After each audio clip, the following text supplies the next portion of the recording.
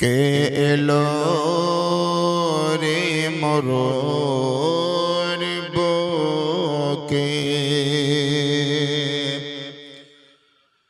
360 খোদার যদি থাকতো কোন ধর্ম খোদাই খোদাই দ্বন্দ্ব লেগে বন্ধ হতো কর্ম কি খোদার মর্ম কি খোদার মর্ম মানুষকে বোঝাতে কে এলো রে মরণ বুকে সাজিয়া বিশ্বগুরু জ্ঞানের আলো দিতে কে এলো রে মরণ বুকে জোরে বলুন সুবহানাল্লাহ। বাপি যখন বেটিকে জিন্দা দাফন করে বেটি কেন্দে বলে আল্লাহ কেউ তো এসে ধরে নির্দোষ মেয়ের তরে নির্দোষ মেয়ের তরে এভাবে বাঁচাতে কে এলো রে মরণ বুকে সাজিয়া জগৎ গুরু সাজিয়া বিশ্বগুরু মা আমিনার ঘরেতে কে এলো রে মরণ বুকে মানুষ হয়ে মানুষ কিনে দাস করে রাখে জানের ভয়ে দাস তারে প্রভু বলে ডাকে দাস দাসী হইতে দাস দাসী হইতে স্বাধীনতা দিতে কে এলো রে মরণ বুকে সাজিয়া জগৎ গুরু সাজিয়া বিশ্বগুরু খোদার পথ দেখাতে কে এলো রে মরণ বুকে আল্লাহুম্মা সাইয়্যিদিনা মাওলানা মুহাম্মদ ওয়া আলা আলি সাইয়্যিদিনা মাওলানা মুহাম্মদ সবাই জোরে পড়ুন সাল্লাল্লাহু তাআলা আলাইহি ওয়াসাল্লাম। আল্লাহ রাব্বুল আলামিন এলান করলেন কোরআনের দ্বারাই আইনামা তাকুনু ইউদরিকুমুল মাউত ওয়ালাউ কুনতুম ফি বুরুজিম মুশাইয়াদা। আইনা মানে যে কোনো জায়গায়, তাকু আমা তাকুনো যে কোনো জায়গায় তোমরা অবস্থান করবে, যে কোনো জায়গায় বিরাজ করবে, যে কোনো জায়গায় তোমরা বসবাস করবে, স্থান প্রাপ্ত হবে। ওয়ালাউ কুনতুম ফি বুরুজিম মুশাইয়াদা, যদিও সেই স্থানটি ছিদ্রহীন হয়, যেই জায়গায় কোনো কিছু প্রবেশ করতে পারবে না, এই প্রকৃতির বা এই সিস্টেমের কোনো প্লেসেও যদি তুমি আবদ্ধ হয়ে যাও, তারপরেও আমি আল্লাহর আদেশ মোতাবেক তোমার আয়ু যখন ফুরিয়ে যাবে, মওত তোমাকে ছাড়বে না। তোমাকে মওত নামক যে শক্তি, সেটা তোমাকে গ্রাস করবেই, তোমার উপরে আক্রমণ চালাবে। দুনিয়ার কোটি কোটি শক্তি তোমাকে বেষ্টন করে ধরে রাখলেও কেউ তোমাকে আটকে রাখতে পারবে না, তোমার নিরাপত্তা দিতে পারবে না। বাবাজিরা, একটা জিনিস যদি মাথায় রাখেন, কিছুদিন থেকে বা বহুত দিন থেকেই এক একটা স্টেজে এক একজন নেতার যদি বক্তব্য শুনেন, তো জনগণের দেওয়া পাওয়ার বলে কেউ বলছে আমি থানার ইট খসিয়ে নেব, কেউ বলছে তোকে টানতে টানতে বাহির করে একদম চ্যাং ঢোলাই করব, কেউ বলছে তোকে রাস্তাতে ছেঁচড়াবো, কেউ বলছে তোকে বুঝিয়ে দেব। এই যে গৌরবের কথা, গরমের কথা, আমাদের বিশ্ব নবী আকা মুস্তাফা যদি ইচ্ছা করতেন, তাহলে মক্কাতুল মুকাররমায় দাঁড়িয়ে সমস্ত মক্কাবাসীদেরকে চ্যালেঞ্জ করতে পারতেন, কিন্তু নবী করেননি। মদিনাতুল মুনাওয়ারায় নবী মুস্তাফা কোন উঁচু জায়গায় দাঁড়িয়ে চ্যালেঞ্জ ছুড়ব মনে করলে ছুটতে পারতেন, কিন্তু নবী চ্যালেঞ্জ ছুড়েননি। তার মানে হলো নবী আমার কোন মানুষকে বুঝাবার জন্য শক্তি প্রয়োগ করেননি, নবী শক্তির ব্যবহার করেন। কিসের ব্যবহার করেছেন? ভদ্রতা। নবী মানুষের মধ্যে প্রভাব ফেলার জন্য ব্যবহার করেছেন নম্রতা। মানুষের মধ্যে প্রভাব বিস্তার করার জন্য নবী যেই অস্ত্রটা ব্যবহার করেছেন, সেটা হলো নবীর এক নম্বরের সততা। মিথ্যা থেকে দূরে থাকা, সত্যকে আঁকড়ে ধরা, মানুষের উপকার করা, মানুষের ক্ষতি না করা, এক কথায় সমাজের কল্যাণ যাহাতে হবে সেই কর্মটি নবী করেছেন। অকল্যাণকর কোন কর্ম নবীর দ্বারাই বাস্তবে রূপ পায়নি। মানুষকে ভালো কথা ছাড়া মন্দ কথা জীবনেও তিনি বলেননি। কোনদিন তিনি কাউকে ভালো কথা ছাড়া খারাপ কথা বলেন। সেই নবী মুস্তাফার নিকটে মানুষ নিজের দুঃখ দরদ নিয়ে উপস্থিত হয়েছে, ব্যথা বেদনা নিয়ে প্রেজেন্ট হয়েছে। নবীর কাছে গিয়ে ব্যথার কথা ব্যক্ত করার পর সেই আবেদনকারীর ব্যথা সলভ হয়েছে, ব্যথা মিটে গিয়েছে। শুধু মানুষই নয়, কোন একটি চতুষ্পদ জন্তু মানে হলো উট, সেই উটের যিনি অভিভাবক, তিনি সেই উটের পিঠে সওয়ার হয়ে নবী মুস্তাফার নিকটবর্তী হয়েছিলেন। কিন্তু ওই উটটি নবী মুস্তাফার নিকটে নিজের আওয়াজের দ্বারাই কিছু ব্যথার কথা ব্যক্ত করেছিল। যদিও উটের অভিভাবক বুঝতে পারেনি, নবী আমার বুঝতে পেরেছিলেন।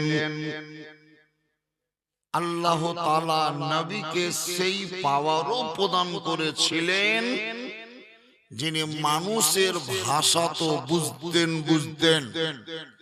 এমনকি গবাদি পশু যারা তাদেরও ভাষা নবী বুঝতে পারতেন। গবাদি পশু, চতুষ্পদ জন্তু, হিংস্র জন্তু, জঙ্গলে বসবাস করা গৃহপালিত পশু যারা, তাদেরও ভাষা নবী বুঝতে পারতেন। যখন সেই উটটি হিনিয়ে নিজের বাক্যের দ্বারাই নবীর নিকটে ব্যক্ত করল, আল্লাহর পয়গম্বর আকা মুস্তাফা সেই উটের অভিভাবককে কল করলেন, দরবারে ডাকলেন। এর অভিযোগ অনুপাতে সেই মালিককে ডাক করা হলো। অভিভাবক তো নিকটেই ছিল। নবী পাক আকা মুস্তাফাকে সেই উটের অভিভাবক জিজ্ঞাসা করছে, ইয়া রাসূলুল্লাহ, ইয়া হাবিবাল্লাহ, আপনি আমাকে কল করলেন, আমাকে ডাকলেন, আমাকে সম্বোধন করলেন, তার মানে নিশ্চয় আমার উট আপনার কাছে কিছু শিকায়াত করেছে। তো সেই ক্লেমটা কি জানিয়েছে, অভিযোগটা কি জানিয়েছে, আমার নামে কি মোকদ্দমা দায়ের করেছে, আমার নামে কি মামলা দায়ের করেছে, একটু বলুন। আল্লাহর নবী আকা মুস্তাফা আহমদ মুস্তাফা নবী মুহাম্মদুর রাসূলুল্লাহ, সবাই জোরে পড়ুন সাল্লাল্লাহু তাআলা আলাইহি ওয়াসাল্লাম বলেন, হে উটের অভিভাবক শোনো, তোমার উট আমার নিকটে ক্লেম জানিয়েছে এটাই, যাকে খেতে কম দাও আর কাজ বেশি করিয়ে নাও। তুমি কাজ বেশি করাও আর খেতে কম দাও, এটাই হলো তার অভিযোগ, এটাই হলো তার শিকায়াত। অভিভাবক যিনি ছিলেন তিনি নিজের চরিত্রকে না বুঝে বুঝতে পারছে যে হ্যাঁ, তার সঙ্গে আমি কি ব্যবহার করেছি, উটের সঙ্গে যে আমি দুর্ব্যবহার করেছি, আমি যে খারাপ ব্যবহার দেখিয়েছি, এটা নবীর কাছ থেকে শোনার পর অনুভব করলো, বুঝতে পারলো। আবার কিছুদিন পর ওই উটটাই যখন নবীর সাক্ষাতে এসেছে, নবী মুস্তাফার নিকটে আবার নিজের বাক্য প্রয়োগ করে কিছু কথা বলল। অভিভাবক জিজ্ঞাসা করছে, ইয়া রাসূলুল্লাহ, ইয়া হাবিবাল্লাহ, বিগত কয়েকদিন পূর্বে তো আমার নামে অভিযোগ জানিয়েছিল, আজকে আমার উট আপনাকে কি বলল? নবী বলছেন, পূর্বের শিকায়াত ছিল, এখনকার বাক্যের দ্বারাই তোমার প্রশংসা হচ্ছে।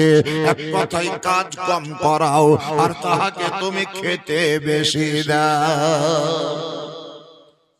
মানুষ নবীর কাছে আবেদন করে ব্যথার সলভ করিয়ে নিয়েছে। বনের হরিণ, পশু, চতুষ্পদ জন্তু যারা, তারাও নবীর কাছে ব্যথা বেদনার কথা ব্যক্ত করেছে। সুবহানাল্লাহ।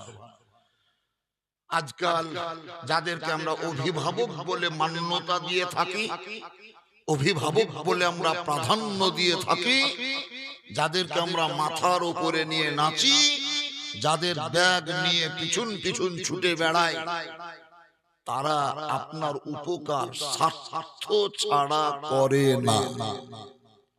1,20,000 টাকা ইন্দ্রাভাস বলে একটি স্কিম বেরিয়েছে বাড়ি তৈরি করার জন্য গরিব মানুষদের।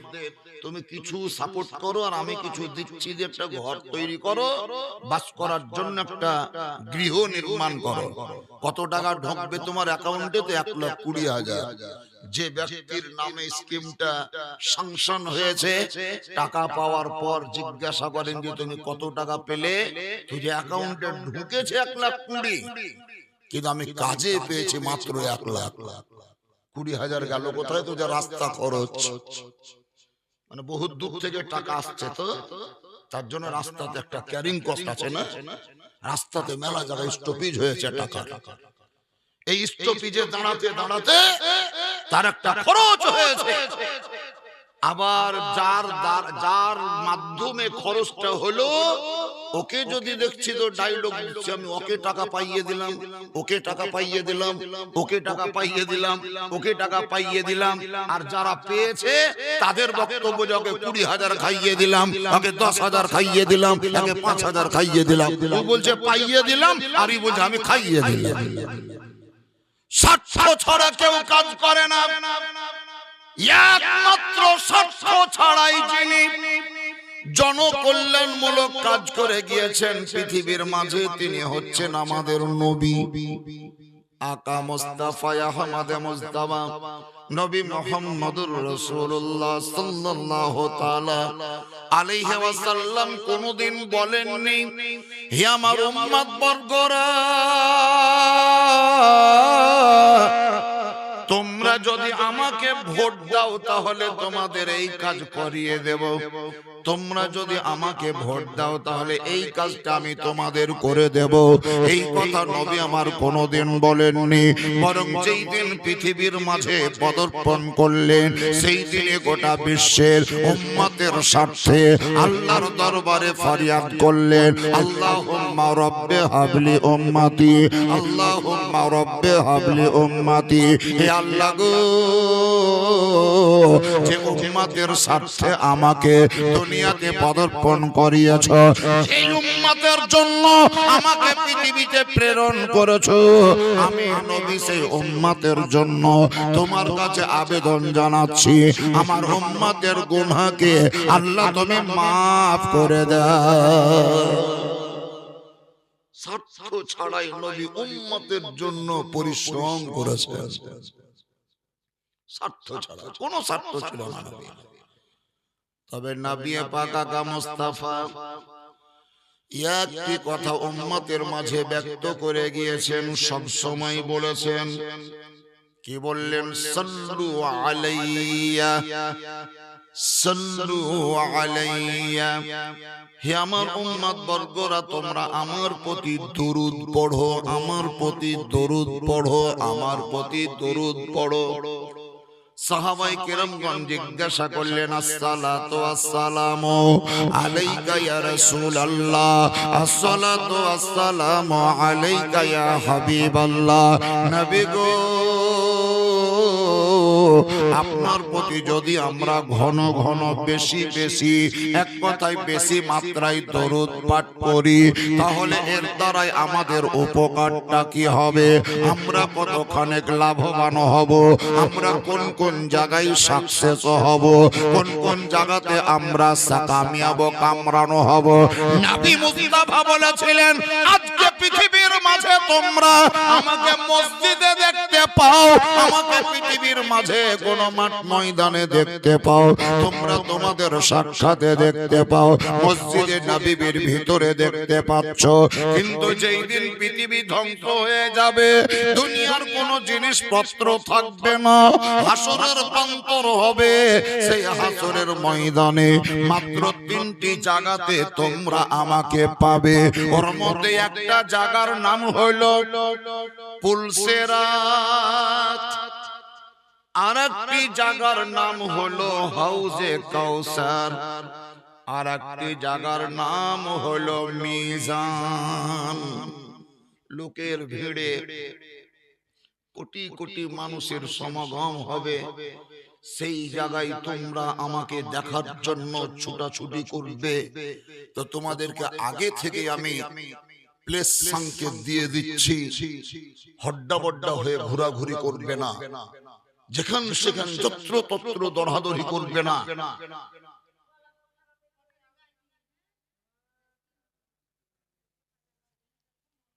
বৃথা তোমরা পরিশ্রম করবে না। তিনটি জায়গা তোমাদেরকে আমি ইঙ্গিত দিয়ে দিলাম, তিনটি জায়গায় আমি মাইলস্টোন বসিয়ে দিলাম। সর্বপ্রথম তোমরা মিজানের নিকটে আমাকে খুঁজবে, যদি মিজানের চত্বরে আমাকে না পাও, তাহলে সাইডেই দেখবে পুলসেরাত অবস্থান করবে, সেই পুলসেরাতের কাছে গিয়ে আমার সন্ধান করবে, সেখানেও যদি না পাও, তাহলে হাউজে কাউসারের কাছে অবশ্যই আমাকে পাবে। নবী তিনটি জায়গা বলেন। সাহাবায়ে কেরামগণ বললেন, ইয়া রাসূলুল্লাহ, হাউজে কাউসারের নিকটে আপনার কর্ম কি? ওই জায়গায় আপনার কি ভূমিকা থাকবে? কোন ভূমিকায় অবস্থান করবেন? কোন ভূমিকা আপনি ব্যক্ত করবেন? নবী মুস্তাফা বলেছেন, পৃথিবীতে অনেক টিউবওয়েল, সাবমার্সিবল, নদী, পুকুর, নালা, পুষ্করণী, কত রকমের পানীয় জলের সুবন্দোবস্ত পিপাসা লাগলে পানির জন্য কাউকে আর দৌড়াদৌড়ি করতে হয় না, ছোটাছুটি করতে হয় না, যে কোনো মুহূর্তে তোমরা পানি পেয়ে যাচ্ছ, পিপাসা নিবারণ করছো। কিন্তু হাসরের প্রান্তরে কোন জায়গায় টিউবওয়েল বা সাবমার্সেবল মোটর সিস্টেম থাকবে না, পানি সরবরাহ দেওয়া হবে না, অথচ সূর্য তোমাদের মাথার সন্নিকটে থাকবে। এমন ভাবে আমার উম্মত পিপাসিত হবে যে পিপাসার তাড়নায় হলকম শুকিয়ে যাবে, জিহ্বাটা যেন বেরিয়ে আসার মতো উপক্রম হবে, কঠিন কঠিন অবস্থায় রূপান্তরিত হবে। আল আতাশ আল আতাশ, পানি দাও পানি দাও পানি দাও করে চিৎকার করে বেড়াবে। সেই জায়গাতে মা পানির বোতল নিয়ে ছুটে আসবে না, বাপ পানির গ্লাস নিয়ে দৌড়ে আসবে না, কোন স্বামীর নিকটে তার স্ত্রী আসবে না, ভাইয়ের কাছে কোনো দাদা আসবে না, পোতার কাছে কোনো দাদু আসবে না, জামাইয়ের দরদ দেখিয়ে শাশুড়ি ছুটবে না। সেই জায়গায় পানির কোনো সুবন্দোবস্ত থাকবে না, একটাই কুয়া থাকবে যার নাম হাউজে কাউসার। আর ওই হাউজে কাউসারের উপরে নেতৃত্ব কাহুরির নয়, বরং শুধুমাত্র আমারই চলবে। একটাই কুয়া থাকবে হাসরের প্রান্তরে। যেও সেই দিনকে পানি পান করবা, সেই দিন একটাই কুয়া বা একটাই কূপ থাকবে, যেটার উপরে দখল বা নেতৃত্ব শুধুমাত্র আমার নবী মুস্তাফার থাকবে। হ্যান্ডেলিং করবেন নবী, পরিচালনা করবেন নবী, নবীর তত্ত্বাবধানে সেই কাউসারের পানি অবস্থান করবে। সাহাবায়ে কেরামগণ বললেন, ইয়া রাসূলুল্লাহ কি করবেন? নবী আমার বলেন, আমার উম্মতের মধ্যে যারা পিপাসিত হবে, আমার উম্মতের মধ্যে যারা তৃষ্ণার্ত হবে, পিপাসার তাড়নায় যারা আল আতাশ করে দৌড়ে বেড়াবে, আমি নবী তাদেরকে ডাকবো আর নিজের হাতে কাউসারের পানি উঠিয়ে ছোট ছোট পিয়ালা বা কাপে পানি ধারণ করে নিজ হাতে পানি আমি ডিস্ট্রিবিউটর হিসাবে ডিস্ট্রিবিউশন করব, এক কথায় বিতরণ করব। আমার দেওয়া কাউসারের পানি যখন আমার উম্মত পান করে নেবে, তো সেই দিন থেকে অনন্তকাল পর্যন্ত আর কোনোদিন পিপাসা লাগবে না।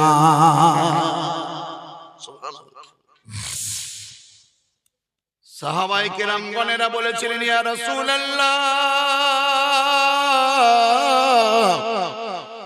হযরতে আদম আলাইহিস সালাম বলেও তো একজন নবী দুনিয়ায় ছিলেন। বলে হ্যাঁ ছিলেন। হযরতে দাউদ পয়গম্বর, সুলাইমান আলাইহিস সালাম, মুসা আলাইহিস সালাম, হযরতে ইদ্রিস, দানিয়াল, হযরতে জাকারিয়া, হযরতে হুদ আলাইহিস সালাম, হযরতে ইব্রাহিম খলিলুল্লাহ, ইসমাঈল জবিহুল্লাহ, হযরতে মুসা কালিমুল্লাহ, হযরতে ঈসা রূহুল্লাহ, এক কথায় 1,24,000 মতান্তরে কম বেশি নবী ও রাসূলগণ দুনিয়ার বুকে পদার্পণ করেছিলেন। তাহারাও তো মানুষকে হেদায়েতের পথে নিয়ে এসেছেন, তারাও তো কলেমা পড়িয়ে মুসলমান বানিয়েছেন। এক কথায় তাদেরও তো কিছু কিছু উম্মত পৃথিবীর মাঝে ছিল। সেই দিন তো হাসরের প্রান্তরে তারাও থাকবে। মুসা নবীর উম্মত ওই মাহফিলে থাকবে, দাউদ নবীর উম্মত ওই স্টেজে থাকবে, সুলাইমান নবীর উম্মত হাসরের প্রান্তরে বিরাজ করবে, হযরত আদম পয়গম্বরের উম্মত তারাও বিরাজ করবে, হযরত ইব্রাহিম আলাইহিস সালামের শরণার্থী, ইসমাঈল নবীর শরণার্থী, হযরত ঈসা পয়গম্বরের শরণার্থী বা উম্মত সবাই ওই ময়দানে থাকবে। আর ওদের মাঝে আপনার উম্মত বিরাজ করবে। কোনটা কোনটা আপনার উম্মত, এটাকে সাইনবোর্ড লাগা থাকবে, না নেম প্লেট তার গলায় ঝুলবে, আই কার্ড কি গলায় ঝুলবে। নবী বললেন না সাইনবোর্ড থাকবে না, নেম প্লেট থাকবে না, কপালে লেখা থাকবে থাকবে না। সাহাবায়ে কেরামগণ বলেন, ইয়া রাসূলুল্লাহ, তাহলে আপনি আপনার উম্মতকে চিনবেন কি করে? নবী মুস্তাফা বলেন, যাহারা নামাজ পড়ার জন্য ওযু করবে, নামাজ পড়ার জন্য মুখমণ্ডল ধোবে, নামাজ পড়ার জন্য হাত ধোবে, হাসরের প্রান্তরে আমার উম্মত যারা হবে তাদের পেশানি থেকে এক প্রকারের নূর বাহির হবে। সুবহানাল্লাহ, নূর বাহির হবে। আমার উম্মতের পেশানি থেকে আলো বিচ্ছুরিত হবে, রোশনি বের হবে, কিরণ ছড়িয়ে পড়বে। সেই বিচ্ছুরিত আলো দেখে, নূর দেখে, লাইট দেখে, প্রকাশ দেখে আমি নবী কনফার্ম হয়ে যাব যে এটাই আমার উম্মত। সেই উম্মতকে আমি পানি পান করাবো। সুবহানাল্লাহ। কি বুঝলেন? পৃথিবীতে আজকে অঞ্চল আপনার দখলে, ব্লক আপনার কন্ট্রোলে, থানা আপনার পকেটে, গোটা ডিস্ট্রিক্ট আপনার মুষ্টির মধ্যে। আবার কেউ বলছে একটা লোকসভা আমার আঙুলের ইশারায় চলে, কেউ বলছে গোটা রাজ্য আমার কথাতে উঠবোস করে। এই পাওয়ার আপনি এখানে দেখান, এই ক্ষমতা আপনি এখানে প্রয়োগ করেন, কিন্তু সেই জায়গায় কোনো ক্ষমতা আপনার চলবে না যেই জায়গায় শুধুমাত্র আল্লাহর দেওয়া ক্ষমতা বলে আমার নবী মুস্তাফার নেতৃত্ব চলবে হাসরের প্রান্তরে। যে নবীকে আজকে আপনি ভুলে গিয়েছেন। সুবহানাল্লাহ। সাহাবায়ে কেরামগণ বললেন, ইয়া রাসূলুল্লাহ, মিজানের নিকটে কি করবেন? মিজানের নিকটে, মিজান, এই মিজান শব্দটি সূরা রহমানে লেখা আছে। আর রহমান আল্লামাল কুরআন, খালাকাল ইনসানা আল্লামাহুল বায়ান, আশ-শামসু ওয়াল কামারু বিহুসবানিন ওয়ান নাজমু ওয়াশ-শাজারু ইয়াসজুদান ওয়াস-সামাআ রাফাআহা ওয়া ওয়াদাআল মিজান আল্লাহ তাতগাউ ফিল মিজান। এই যে মিজান, মিজান শব্দটি সূরা রহমানে আছে। তাফসীর পড়বেন তো মিজান মিন্স মানে মিজান শব্দের তর্জমা কি? তো যে মিজান শব্দের তর্জমা হচ্ছে সেই যন্ত্র, সেই অস্ত্র, সেই আলা, সেই মাধ্যম যার দ্বারাই আল্লাহ তাআলা নিজের বান্দা এবং বান্দীদের নেকি ও বদি, ভালো এবং মন্দ কর্মের কাগজ ওজন করবে। সুবহানাল্লাহ।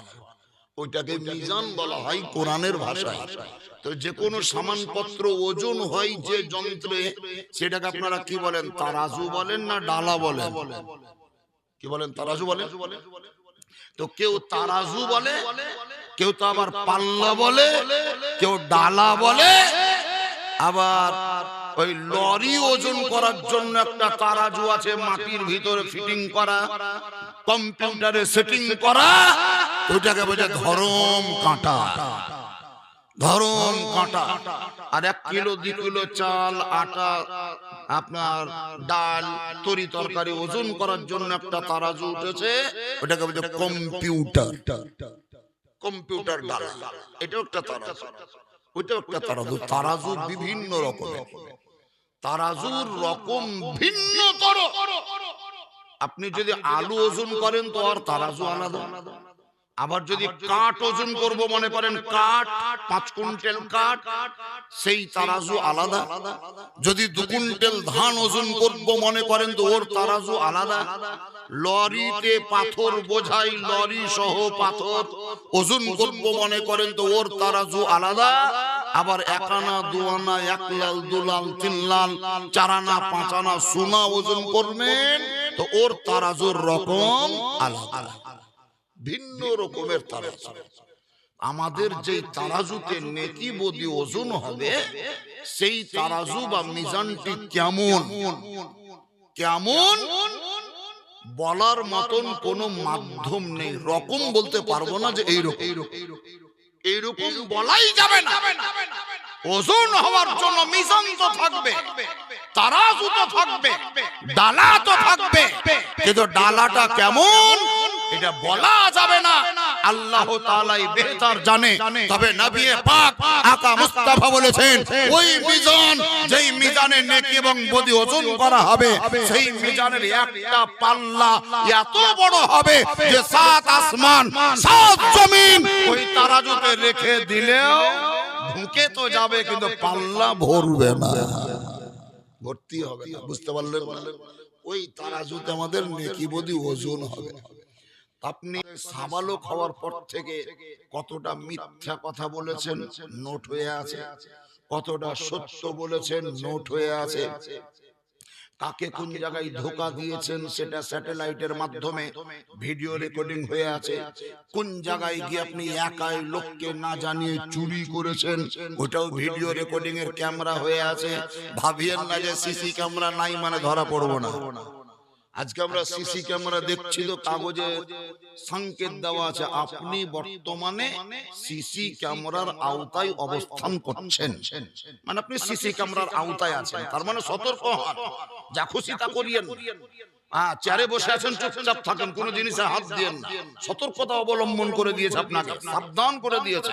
আপনি বর্তমানে সিসি ক্যামেরার আওতায় অবস্থান করছেন, সিসি ক্যামেরার কন্ট্রোলে আপনি আছেন, তার মানে যা খুশি তা করা যাবে না।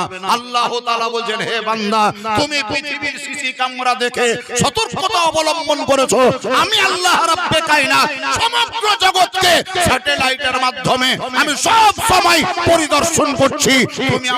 তুমি আমার ক্যামেরার অন্তরালে, তুমি আমার ক্যামেরার বাহ্যিকে, তুমি আমার ক্যামেরার ভিতরেই অবস্থান করছো। খবরদার, আমি যেহেতু সব দেখতে পাচ্ছি সেহেতু তুমি যা খুশি তাহা করিও। সাবধান হয়ে চলো, সতর্কতা অবলম্বন করো। সিসি ক্যামেরা দেখে যত সতর্ক হলেন, আল্লাহর ভয়ে কি অত সতর্ক হয়েছে? না, অত সতর্ক হইল। আজকে কেউ যদি সুবহানাল্লাহ একটা অন্যায় করছে একজন, তো ওর কাছ থেকে মোবাইল নিয়ে ওর সঙ্গে ফ্রেন্ডশিপ বন্ধুত্ব বজায় রেখেছিল, ওই মোবাইলের সূত্রটা ধরে দিল্লিতে দুর্ঘটনা ঘটলো, তো আরই সূত্র ধরে মোবাইলের মাধ্যমে নদিয়ার এক আসামিকে ধরে নিয়েছে, মুর্শিদাবাদের এক আসামিকে ধরেছে। একে ধরলা কেন? তো যে ওর সাথে যোগসূত্র ছিল, ওর সাথে এর কানেকশন ছিল। কি করে বুঝলা? তো যে মোবাইল প্রমাণ করছে। কি যন্ত্র তৈরি করেছে মানুষ, কি মেশিন তৈরি করেছে মানুষ। দুর্ঘটনা ঘটলো দিল্লিতে, কিন্তু তার সঙ্গে কানেকশন রাখার জন্য আসামি ধরা পড়ছে মুর্শিদাবাদের নবগ্রাম থানাতে, নদিয়াতে, কালিয়াচকে, কুতুবগঞ্জে, ওইদিকে আপনার কোতোয়ালিতে, রায়গঞ্জে, দিনাজপুরে, বুনিয়াদপুরে, রামনগরে, বালুরঘাটে, শামসিতে, চাঁচলে, গাজলে আসামি ধরা পড়লো। কি করে? যে মোবাইলের মাধ্যমে কানেকশন আছে। আল্লাহ তাআলা মানুষকে এত ক্ষমতা দিয়েছে যে তুমি এই যোগসূত্রটা অবলম্বন করে যে কোনো জায়গার আসামিকে সাব্যস্ত করতে পারো, শনাক্ত করতে পারো। আল্লাহ বলছেন আমার কাছে কিছু লাগবে না, তুমি রাতের অন্ধকারে দিনের আলোতে নির্জনে লোকালয়ে চুরি করে গুপ্তভাবে ওপেন অবস্থায় যা করেছো কোন জিনিসের জন্য সাক্ষীর প্রয়োজনই হবে না। আমি যখন আদেশ প্রদান করব তো তোমার দেহের অঙ্গ প্রত্যঙ্গ তোমার বিপক্ষে আমার নিকটে সাক্ষী প্রদান করবে। আমার চোখ আমার বিপক্ষে সাক্ষী দেবে, আমার হাত আমার বিরুদ্ধে সাক্ষী দেবে, আমার পা আমার নেগেটিভ সাক্ষী দেবে। আপনি যদি তেমন কোনো অপকর্ম করে থাকেন আর যদি ভালো কর্ম করে থাকেন, সেই ক্ষেত্রেও আপনার এই হাত, আপনার চোখ, মুখ, নাক, কান আপনার সপক্ষে সাক্ষী প্রদান করবে। যাই হোক বাবাজিরা, আমরা সিসি ক্যামেরার আওতায় নেই, বরং আমরা আল্লাহর কুদরতের আওতায় সব সময় অবস্থান করছি। সেহেতু আমাদেরকে সতর্কতা অবলম্বন করতে হবে। হাতের ধারণ করা আর একটা জিনিস বলি, থুথু মুখে যতক্ষণ আছে আপনার কন্ট্রোলে আছে, যতক্ষণ আপনার মুখে থুথু থাকবে কোনো দিন কোনো মুফতি বলবে না যেটা নাপাক। এটা দৃষ্টিকটু বা অপ্রীতিকর কেউই বলবে না। আপনি আপনার মুখের থুতু মুখের ভিতরে রাখছেন, রাখবেন, এটা আপনার ব্যাপার।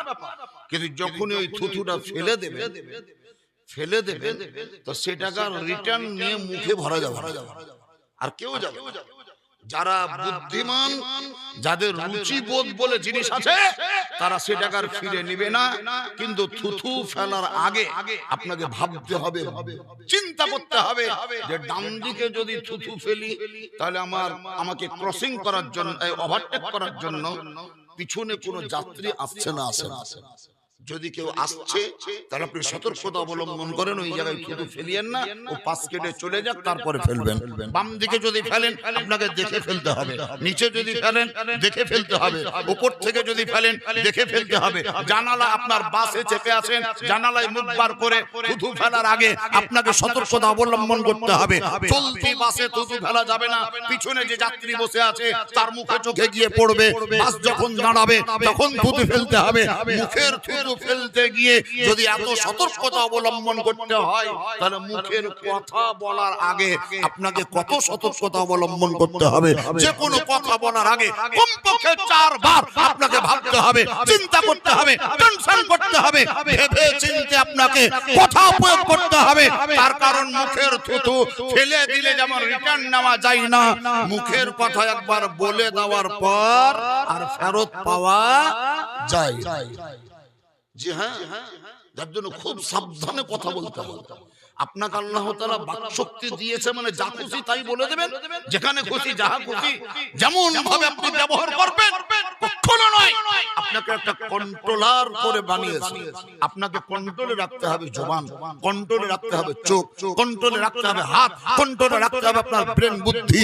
কোনদিন কোন শক্তি অবৈধ পন্থায় খরচ করবেন না। আজকে নিশ্চয় হয়তো শুনেছেন মুর্শিদাবাদের ভদ্রলোক, এগুলো আমি বলি না কোনো জায়গায়, কিন্তু তবুও যে মুর্শিদাবাদকে হুলুস তুলুস, গোটা বিশ্বের লোক মুর্শিদাবাদকে চিনছে কাউরির জন্য, কাউরির কারণে। তাহলে যাই হোক, কেউ নেতা সেজে মসজিদ তৈরি করছে, তার জন্য কোন বক্তা আবার স্টেজে বলছে আর বাপের ক্ষমতা নাই, আর 14 পুরুষ উঠে এলেও পারবে না, কিসের জন্য করবে, কি দরকার, কি প্রয়োজন বললো যেই মুহূর্তে, আবার একদিন পরে দেখছি পাল্টি খেয়ে ক্ষমাও চাইছে। তাহলে আগে ভাবতে হতো যে কথাটা বলার পরে আমাকে ক্ষমা চাইতে হবে, যে কথাটা বলার পরে আমাকে হাত জোড় করতে হবে, যে কথাটা বলার পরে আমাকে সারেন্ডার হতে হবে, সেই কথাটা তুমি অত তাড়াতাড়ি বললে কেন? অত তাড়াতাড়ি বলার প্রয়োজন কি ছিল? তোমাকে কে বলার জন্য হুইপ দিয়েছে? কে বলার জন্য তোমাকে চাপ সৃষ্টি করেছে? আমি কিছু বলিনি, আমাকে ক্ষমাও চাইতে হয় না, আর আমাকে মাথায় টুপিও পড়তে হয়। দরকারটা কি আছে? যে যে পজিশনে আছে সে পজিশন মোতাবেক তুমি কাজ করো। যার যেটা কাজ সে সেটা করবে। কোদলের কাজ কোদলের মতো হবে, সুইয়ের কাজ সুইয়ের মতো হবে, শাবলের কাজ শাবলের মতো হবে, চাকুর কাজ চাকুর মতো হবে, পিস্তলের কাজ পিস্তলের মতো হবে। পিস্তলের কাজ যদি মনে করে আমি চাকুতে করে দেবো, হবে না। শাবলের কাজ যদি মনে করেন যে ছুঁচের দ্বারাই করিয়ে নেব, আদৌ কোনোদিন হবে না। ছুঁচের যা বৈশিষ্ট্য সেটা হবে। আমরা আলেম, আমরা মাওলানা, আমরা ইসলামিক একজন উকিল, আমাদের মুখের কথাতে একটা মানুষের জীবনের রায় হয়, ফাইসালা হয়, বিচার হয়। জজের কলমে যেমন কোন আসামি নির্দোষ খালাস পায়, আবার কোন আসামিকে যাবজ্জীবন জেল হয়। একজন কোর্টের জজ, তার কলমের মূল্য যত, আমাদের মতন একজন আলেমের কথার মূল্য তার চাইতে বেশি, লক্ষ গুণ বেশি মূল্য। কিন্তু বলার মতো করে বলতে হবে। বাবাজিরা শুনেন, আল্লাহর পয়গম্বর আকা মুস্তাফা আহমদ মুস্তাফা নবী মুহাম্মদ রাসূলুল্লাহ সাল্লাল্লাহু তাআলা আলাইহি ওয়াসাল্লামকে সাহাবায়ে কেরামগণ জিজ্ঞাসা করলেন, ইয়া রাসূলুল্লাহ, ইয়া হাবিবাল্লাহ, ফিদাকা আবি ওয়া উম্মি, আমাদের পিতা ও মাতার জান আপনার পদতলে কুরবান, ইয়া রাসূলুল্লাহ, আপনি মিজানের নিকটে কি করবেন? নবী বললেন, আমার উম্মতের কর্মের যত দপ্তর ডকুমেন্টস, অফিসে যাবেন তো দেখবেন ফাইল ফাইল করে করে আলমারির উপরে রাখা আছে। 2011 সালের একটা ফাইল আলাদা, 2013 সালের একটা ফাইল আলাদা, মানে ডিপার্টমেন্ট হিসাবে। আপনি স্কুলেই চলে যান, সাপোজ ধরে নেন জোবায়ের হোসেন বা রুবেল ডাকনাম, এই মাধ্যমিক পরীক্ষা দিয়েছে হয়তো 2003 সালে বা 4 সালে, কিংবা হয়তো 12 বা 13 সালে মাধ্যমিক পরীক্ষা দিয়েছে। এখন যদি ওই মাধ্যমিক পরীক্ষা দেওয়ার মার্কশিট হারিয়ে গেছে, মাস্টারের কাছে গিয়ে যদি অ্যাপ্লাই করে যে স্যার আমি 2014 সালে মার্চ মাসে বা এপ্রিল মাসে পরীক্ষা দিয়েছিলাম, আমার মার্কশিটটা হারিয়ে গিয়েছে স্যার, একটু অনুরোধ করছি আমাকে মার্কশিটটা দিয়ে বাধিত করিবেন। হেডমাস্টার এই অ্যাপ্লিকেশনটা নিয়ে যে কেরানি বা ক্লার্ক থাকবে তাকে বলবে বাইর করো তো 2014 সালের ফাইলটা, মাধ্যমিক পরীক্ষার্থীদের একটা ফাইল আছে বার করো, 2014 সাল একদম স্টিকার দেওয়া আছে, আপনার কাগজ লেখা আছে, ওই ফাইলটা বার করে রোল নাম্বার কত ছিল, তো আমার 13 বেরিয়ে চলে এলো। 2014 সালের ফাইল উপরে রাখা আছে। আপনি জ্ঞানপ্রাপ্ত হওয়ার পর থেকে একটা বছর আপনি কি কি কর্ম করলেন তার একটা ফাইল তৈরি হয়েছে, প্রোফাইল বানিয়েছে ফেরেশতারা, সেই ফাইলটা আপনার স্থগিত রাখা আছে।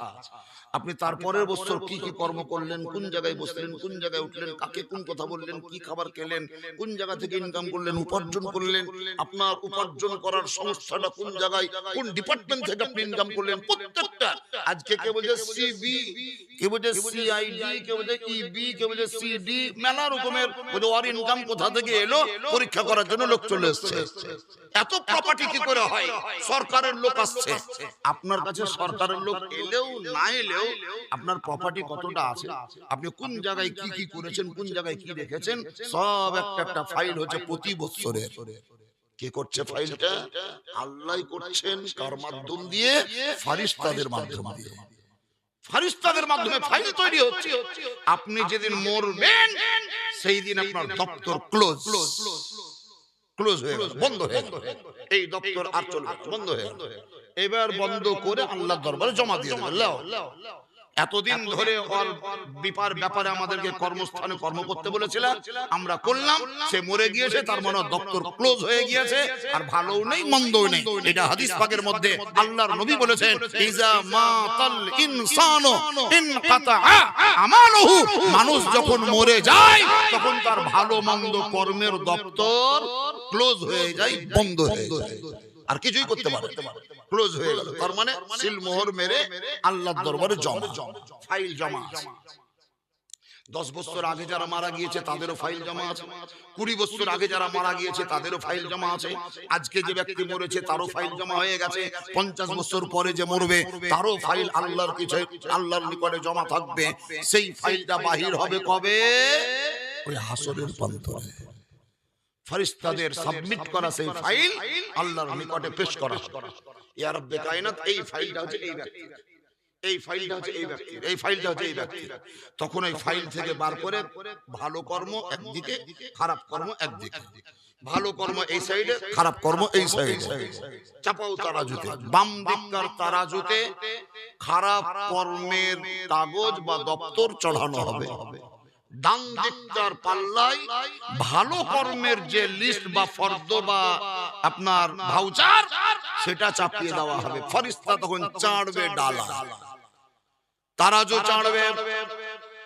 আল্লাহর নবী আকা মুস্তাফা বলেন, ওই জায়গায় আমি প্রেজেন্ট থাকব যখন আমার উম্মতের নেকি এবং বদি, ভালো এবং মন্দ কর্ম ওজন করা হবে। ওজন করাকালীন এমন একজন উম্মত যে আমার উম্মত আমার প্রতি দরুদ পড়েছে, আমি যে নির্দেশ দিয়েছিলাম সাল্লু আলাইয়া, তোমরা আমার প্রতি দরুদ পড়ো, দরুদ পড়ো, দরুদ পড়ো। আল্লাহ তাআলা কোরআন পাকের মধ্যে বলেছিলেন, ইয়া আইয়ুহাল্লাযীনা আমানু সাল্লু আলাইহি ওয়া সাল্লিমু তাসলিমা, হে আমার ঈমানদার বান্দা বান্দিরা, তোমরা আমার নবীর প্রতি দরুদ পড়ো এবং সসম্মানে দাঁড়িয়ে নবীকে সালাম প্রদান করো। ওই দিন পয়গম্বর বলেন, আমার উম্মতের উম্মতের নেকি প্রতি যেই দিন ওজন করা হবে, ওই তারাজু বা আমার পাল্লার নিকটে দাঁড়িয়ে থাকবো। আমি দেখবো আমার উম্মত, আমার ভক্ত, আমার প্রতি দরুদ পড়া উম্মত, পাঁচ ওয়াক্তের নামাজ পড়া উম্মত, সত্য কথা বলা উম্মত, মিথ্যাকে বর্জন করা উম্মত। যদি কোনো কারণে নেকির পাল্লা ভারী হয়ে গিয়ে উপরে আপনার নেকির পাল্লা হালকা হয়ে গিয়ে যদি নিচে নেমে যায়, আমি নবী মুস্তাফা ওই উম্মতের দরুদ পড়ার লিস্ট বা ভাউচার বার করব, নেকির পাল্লাই চড়িয়ে দেব। ওই দরুদের এত বড় ফজিলত হবে যে দরুদ পড়া ভাউচারের বিনিময়ে নেকির পাল্লা ভারী হয়ে যাবে। সুবহানাল্লাহ। দরুদের দ্বারাই আপনার সেই দিন নেকির পাল্লা ভারী হবে। নবীজি আপনাকে বলেছেন সাল্লু আলাইয়া, তোমরা আমার প্রতি দরুদ পড়ো। এটাও নবী নিজের স্বার্থে বলেননি, বরং আপনার স্বার্থেই বলেছেন, আপনারই স্বার্থে বলেছেন। সেই নবী আকা মুস্তাফার উপরে সবাই মিলে ভক্তি ভরে জোরে সরে একবার দরুদ শরীফ পড়ে না, আল্লাহুম্মা সাল্লি আলা মাওলানা মুহাম্মাদ ওয়া আলা আলি সাইয়্যিদিনা মাওলানা মুহাম্মাদ ওয়া আলা আলি সাইয়্যিদিনা মুহাম্মাদ সাল্লু আলা মুহাম্মাদিন সাল্লু আলা মুহাম্মাদ। হরদম জবান সে নিকালো পাক নামে মুহাম্মাদ, হরদম জবান से निकालो शाफी मोहम्मद जीवन रोवंते मिकाले इजराइल सिया যেদিন তোমার সাধের জীবন যাবে রে লইয়া, সেদিন তোমার সোনার জীবন যাবে রে লইয়া। সুবহানাল্লাহ বলো। আমাদের দেহের ভিতরে যে আত্মা বিরাজ করছে এটাকে নিয়ে যাবে ফেরেশতা। স্যাটেলাইটে দেখতে পাবেন না, দূরবীনে দেখতে পাবেন না, সিসি ক্যামেরায় ধরা পড়বে না। ইসরাইল ফেরেশতা যে কখন এলো আর কিভাবে নিয়ে গেল এটা কাউরির চোখেই পড়বে না। আল্লাহ বলছেন, বান্দারা যদিও আমি তোমাদেরকে দেখার শক্তি দিয়েছি, দর্শন ক্ষমতা দিয়েছি, তাই বলে তোমরা সব জিনিস দেখতে পাবে এটা কোনোদিনও হতে পারে না। আমি তোমাদেরকে যেটা যেটা দেখাবো সেই জিনিসটাই তোমরা দেখবে। আমি যেটা দেখতে দেব না সেটা হাজারো বার চশমা লাগালেও তুমি সেটা দেখতে পাবে না। যেমন ফেরেশতা তোমার নিকটে বিরাজ করবে, ফেরেশতাকে তুমি দেখতে পাবে না। জিন জাতির কোন সন্তান তোমার কাছে থাকবে, সেটাকে তুমি দেখতে পাবে না। মুখের ভিতর থেকে তোমার আওয়াজ বাহির হবে, শব্দ বাহির হবে, এই শব্দ তুমি দেখতে পাবে না। হাওয়াতে গাছপালা হিলছে তো দেখতে পাবে, কিন্তু তুমি হাওয়া দেখতে পাবে না। ইসরাইল ফেরেশতা তোমাদের মাঝে ঢুকবে, তোমার বাপের জান কবজ করবে, তোমার মায়ের আত্মা বার করে নেবে। তোমার কোলে শুয়ে থাকা তোমার সন্তানের আত্মাকে ফেরেশতা ইসরাইল বার করে আনবে। হাজারো রকমের সিসি ক্যামেরা থাকলেও ওই ফেরেশতাকে কেউ ধরতে পারবে না। চোখে দেখার শক্তি আছে মানেই যে আপনি সব দেখতে পাবেন অসম্ভব, ইম্পসিবল। ঠিক তেমনি কবরের ভিতরে মানুষ শুয়ে আছে, সেই মানুষটির উপরে আযাব হচ্ছে অথবা হয় না, এই জিনিসটা আপনি দেখতে যেটা বলেন দেখতে পাবেন। কবরে আপনি মাটি হটিয়ে দেন, লাশ শুয়ে আছে, মানুষ আপনার শুয়ে আছে, 4 দিন পর কবরের মাটি হটিয়েছেন, এমন রিপোর্ট পাওয়া যাচ্ছে যে 3 মাস পরে ডেড বডি উঠিয়ে ময়না তদন্তে পাঠানো হচ্ছে কোন কারণে। এখন মানুষ বলবে যে, মানুষ যে বলে যে কবরে আযাব হয়, কবরে এই হয়, কবরে সেই হয়, তো 3 মাস পর ওর বডিকে আমরা কবর থেকে উঠালাম, তো কই আযাব তো দেখতে পেলাম না, আযাব তো দেখা গেল না। শুনেন, আপনার সেই চোখ নাই, আপনার সেই দৃষ্টি নাই যে আপনি কবরে শুয়ে থাকা কোনো ব্যক্তির উপরে আযাব হচ্ছে না হয় না এটা আপনি দেখতে পাবেন। আপনার মুখ থেকে বাহির হওয়া আওয়াজটাই তো দেখতে পান না, বাতাস তো দেখতে পান না, আপনি সুবহানাল্লাহ আপনি যে কথা বলছেন এই কথাটাকে দেখতে পান না, আপনার দেহের ভিতরে যে আত্মাটা আছে এই আত্মাটা দেখতে পান না, আপনার হাঁটুতে কোমরে কোন জায়গায় ব্যথা হচ্ছে অনুভব তো করছেন, এই জায়গায় ব্যথা হচ্ছে, কিন্তু আপনি ব্যথাটা দেখতে পান না, কোন ডাক্তারও দেখতে পাই না, আপনিও দেখতে পান না, ব্যথা দেখা যায় না। ঠিক তেমন কবরে কার আযাব হচ্ছে না হয় না এটা কোন মানুষের চামড়ার চোখে দেখতে পাওয়া যায় না, এটা দেখার মতন ক্ষমতা একজনকেই আল্লাহ প্রদান করেছেন, তিনি হচ্ছেন আমাদের নবী মুহাম্মদুর রাসূলুল্লাহ সাল্লাল্লাহু আলাইহি ওয়াসাল্লাম।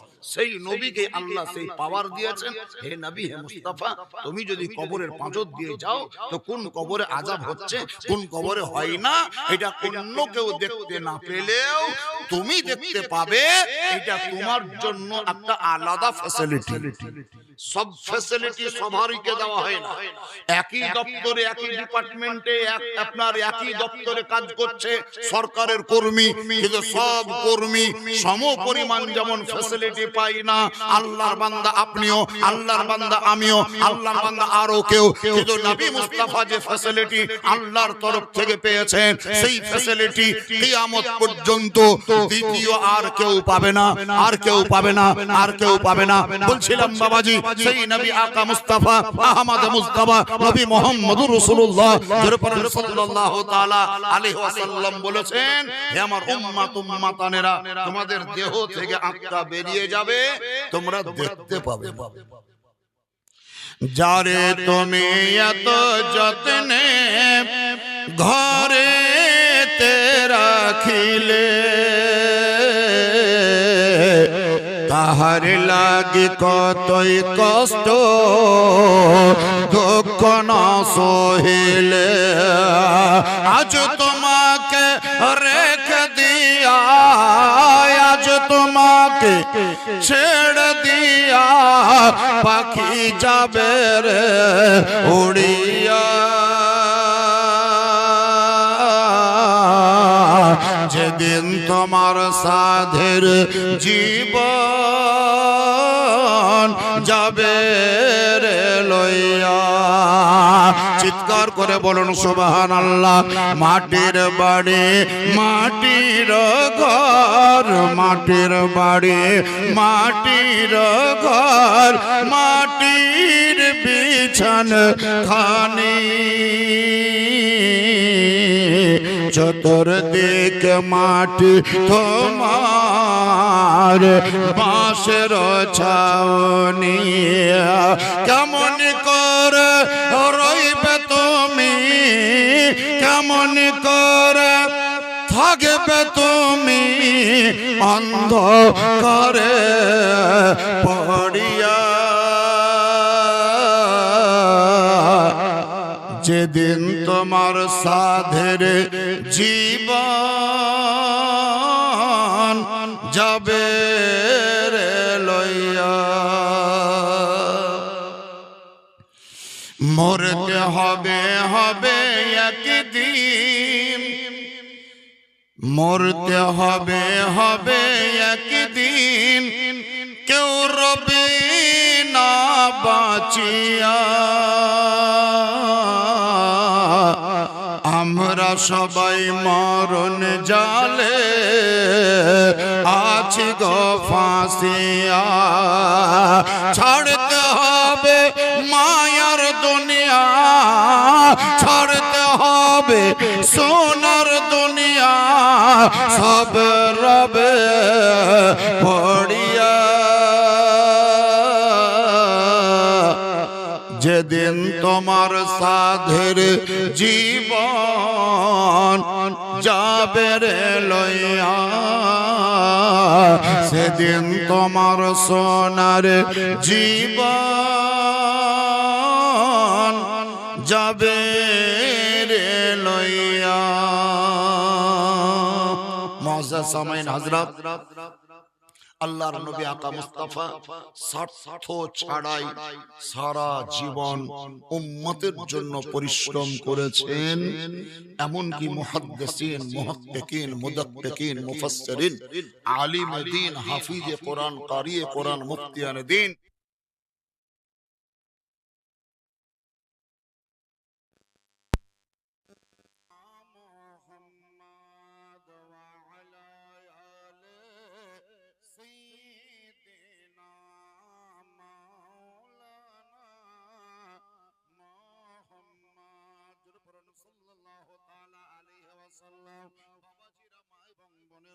বলছিলাম আপনাদের আমাদের পয়গম্বর আকা মুস্তাফা যেই দিন দুনিয়াতে পদার্পণ করলেন সেই দিন থেকে মক্কাতুল মুকাররমায় যতদিন ছিলেন উম্মতের জন্য আল্লাহর নিকটে ফরিয়াদ করেছেন, আপনার মনের কথা ব্যক্ত করেছেন।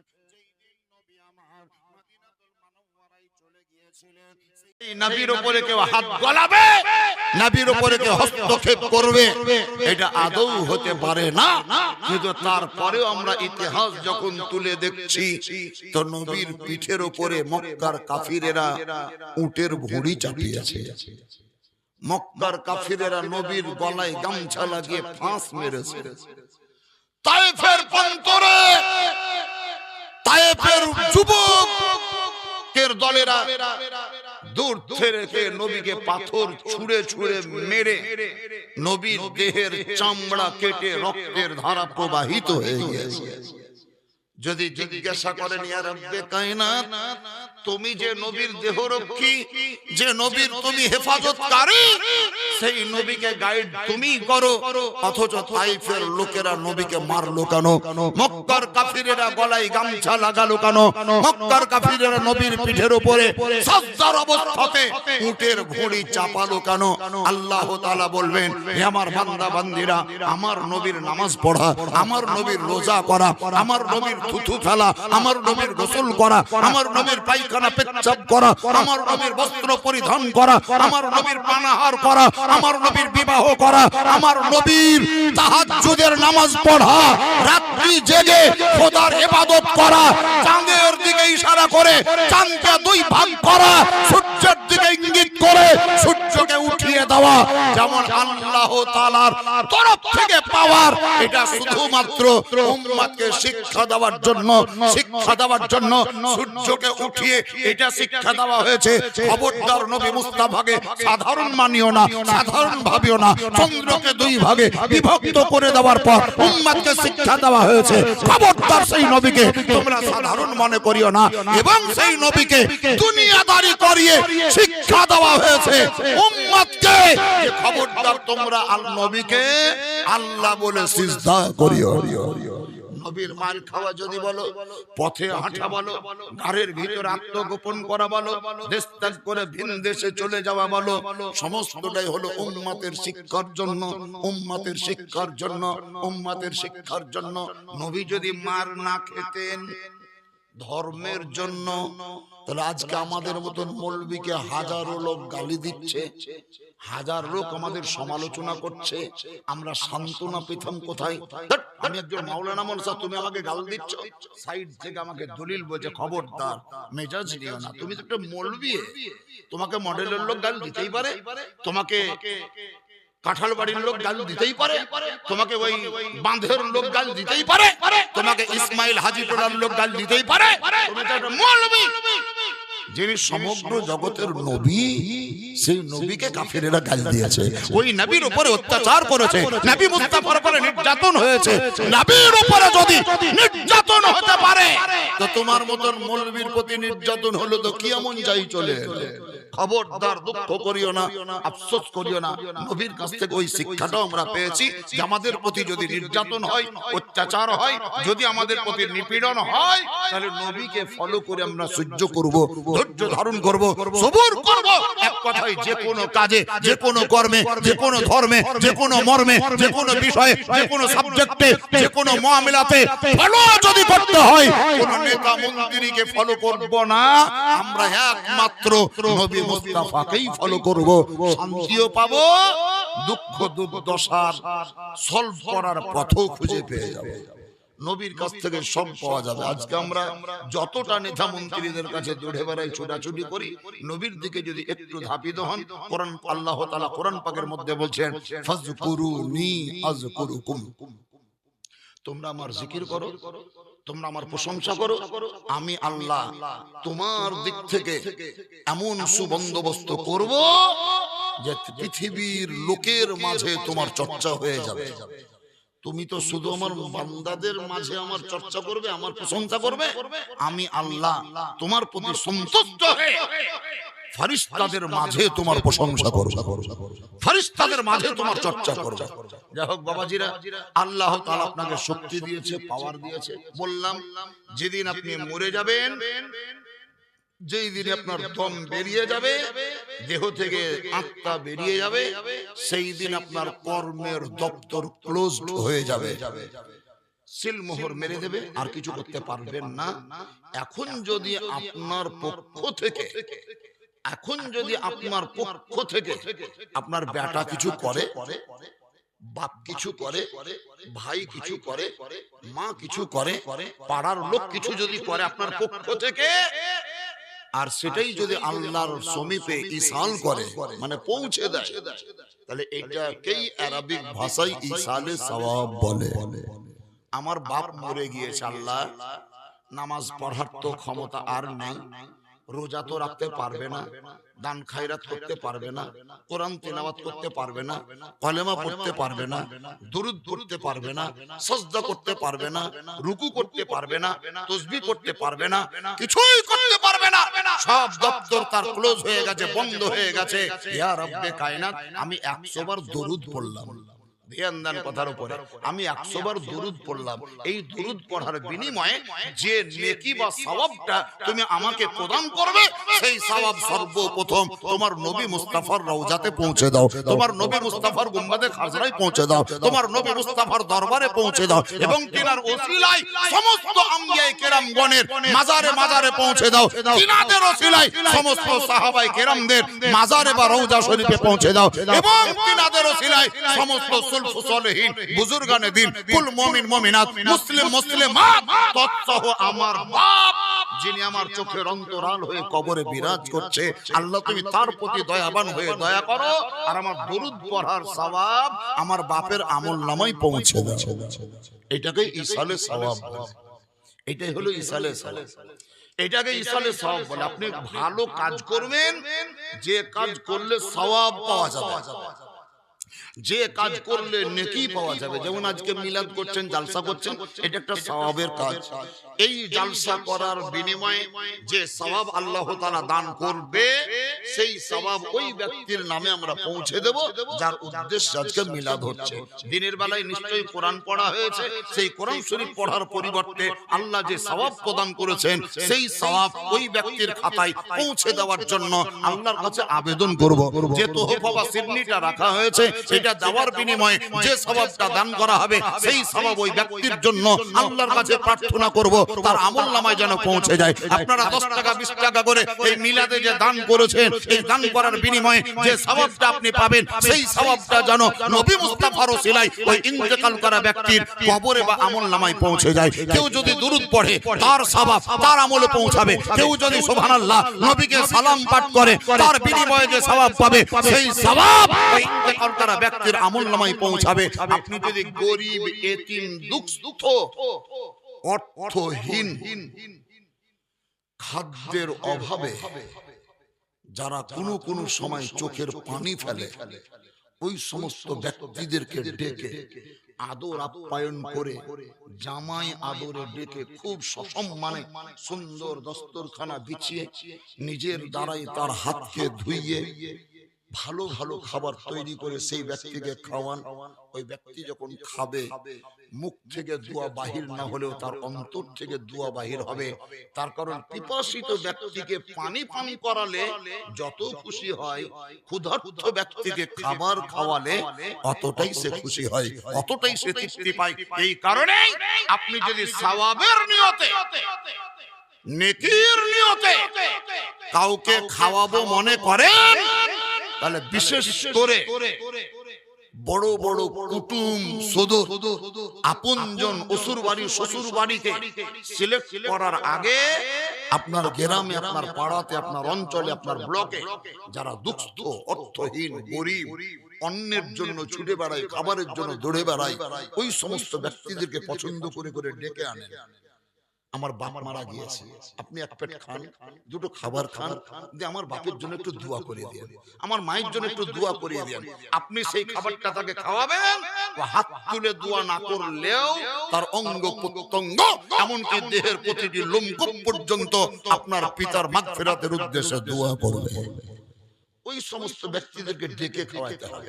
এখন আমরা বেশিরভাগই প্রথা মোতাবেক ডাকছি মামাকে, খালুকে, শ্বশুরকে, ভাইরাকে, তারপরে খালাতো বোনকে, খালাতো ভগ্নিপতিকে, এক কথা আমরা আত্মীয় স্বজনকে যতটা প্রাধান্য দিচ্ছি গরিব মিসকিন ফকিরদেরকে অতটা প্রাধান্য দিই না।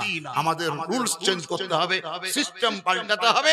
সবচাইতে বেটার পদ্ধতি, সন্নিকটে যদি কোনো মাদ্রাসা থাকে, আপনি মাদ্রাসার তালেবুল ইলমদের স্বার্থে বোর্ডিং সিস্টেম যদি মাদ্রাসা হয়, তাহলে সেখানে আপনি 10,000 টাকা পাঠিয়ে দেন, বোর্ডিং এ রান্না করে ছেলেদেরকে খাওয়াবে। অথবা আপনি মাদ্রাসার ছেলেদেরকে ডেকে গোটা দিন মানে ঠিকা নিয়ে নেন, সকাল থেকে সন্ধ্যা পর্যন্ত আমার বাড়িতে সেই তালেবুল ইলমরা খাবে, 2 বেলা বা 3 বেলা আমি তাদেরকে খাওয়াবো। তাদের রাস্তা যাওয়া এবং আসা, ট্রাভেলিং খরচ, গাড়ি খরচ যেটা হবে সেটা হাতে তাদের মাথা প্রতি 100 টাকা করে টাকা দেব। তেল সাবান কেনার জন্য, একটা বই কেনার জন্য, একটা লুঙ্গি কেনার জন্য, একটা পায়জামা কেনার জন্য, একটা পাঞ্জাবি তৈরি করার জন্য সেই তালেবুল ইলমদের হাতে আপনি 500 করে বা 200 করে টাকা দিয়ে দেবেন।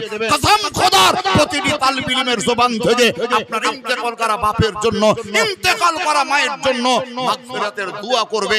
আর তালেবুল ইলমদের দোয়া আল্লাহর নিকটে কারেন্টের মতন কবুল হয়ে যায়। এটা হচ্ছে ইসালে সওয়াব। এই পদ্ধতিতে ইসালে সওয়াব করেন।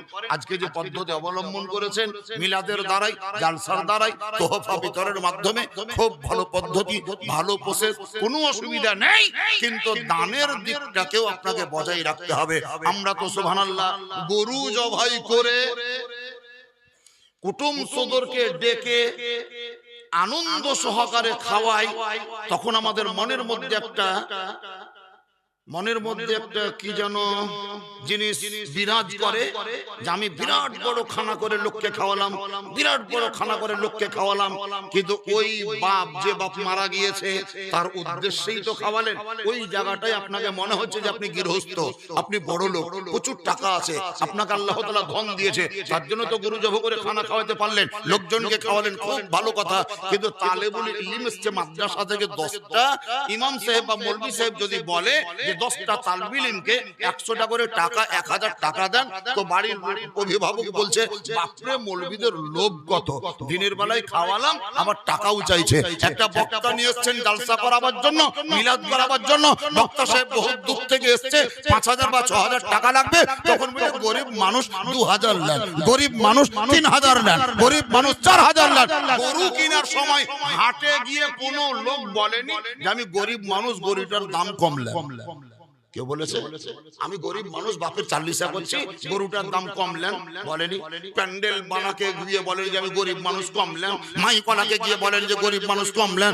এক কথাই যেখানে ইসালে সওয়াবের মূল কেন্দ্র, সেই জায়গাতে আপনি গরিব সাজলেন, তালেবুল ইলমকে দিতে গিয়ে আপনি গরিব সাজলেন, ইমাম সাহেবকে নজরানা দিতে গিয়ে গরিব সাজলেন, একজন বক্তাকে নজরানা দিতে গিয়ে গরিব সাজলেন। প্রকৃতপক্ষে ইসালে সওয়াব তো তাদের দ্বারাতেই হবে যারা আলেম ওলামা, যারা তালেবুল ইলম, যারা সুবহানাল্লাহ আপনার বাপের জন্য হাত তুলে দোয়া করবে, মাগফিরাতের প্রার্থনা করবে, মূল খরচ হিসাব করে যদি দেখেন তো তাদের স্বার্থেই করা উচিত। ওদের পিছনেই খরচ করেন, ওদেরকেই দেন, ওদেরকে সন্তুষ্ট করেন, ওদেরকে তৃপ্তি প্রদান করেন। আল্লাহ তাআলার কাছে খাস করে দিল খুলে দোয়া করবে, এটা আপনার সাদকায়ে জারিয়া হিসেবে দাঁড়িয়ে যাবে। আল্লাহ তাআলা কোরআন পাকে ঘোষণা করেন, আইনা মা তাকুনু ইউদরিকুমুল মাউত ওয়ালাউ কুনতুম ফি বুরুজিম মুশাজ্জাদা। হে আমার বান্দা বান্দীরা, তোমরা যেখানে থাকো না কেন, যে কোনো জায়গায় বিরাজ করো না কেন, মৃত্যু একদিন পৌঁছে যাবে। যদিও তুমি মৃত্যুর হাত থেকে পরিত্রাণ পাওয়ার অভিলাষে ছিদ্রহীন ঘরের ভিতরে প্রবেশ করে থাকো, তথাপি তোমাকে মওত ছাড়বে না। আমার নবী আকা মুস্তাফা বলেন, ইজা মাতাল ইনসানু ইনকাতা আমালুহু, যখন মানুষ ইন্তেকাল করবে, মরে যাবে, তখন তার আমল মানে কর্মের খাতা বন্ধ হয়ে যাবে, কিন্তু সাদকায়ে জারিয়া জারি থাকবে। আল ইলমা ইউনতাফিউ বিহি, সেই ইলম, সেই বিদ্যা, যেই ইলমের দ্বারাই তার উপকার হয়েছে, সমাজের লোক উপকৃত হয়েছে। ওয়ালাদান সালেহা, নেক সন্তান পৃথিবীতে রেখে যাওয়া, ইয়াদউ লাহু, যে সন্তান ইন্তেকাল করা বাপের জন্য মায়ের জন্য দোয়া করবে। এইরকম সাদকায়ে জারিয়া আপনি পৃথিবীতে রেখে যান। আল্লাহ তাআলার নিকটে আমরা সর্বসম্মতি ক্রমে মিলিতভাবে হস্ত উত্তোলন করে আজকে এই বাড়ির ইন্তেকাল করা মাইয়াতের স্বার্থে দোয়া করব। আল্লাহ তাআলা যেন আমাদের দ্বারাই যে কর্ম আমরা করলাম, এই কর্মের বিনিময়ে যে সওয়াব প্রদান করবেন, সেই সওয়াব যেন তার আমলনামায় পৌঁছে দেয়। আল্লাহ যেন তার মাগফিরাত করে দেয়। এই দোয়াটি করব, আল্লাহ যেন কবুল করেন। উঁচু আওয়াজে বলুন আল্লাহুম্মা আমিন। আবার জোরে উঁচু আওয়াজে বলে দেন আল্লাহুম্মা আমিন সুম্মা আমিন। ওয়া আখিরু দাওয়ানা আলহামদুলিল্লাহি রাব্বিল আলামিন। বসে বসে দরুদ পড়লাম, দাঁড়িয়ে দাঁড়িয়ে সালাম পড়ব। ইয়া সালাম।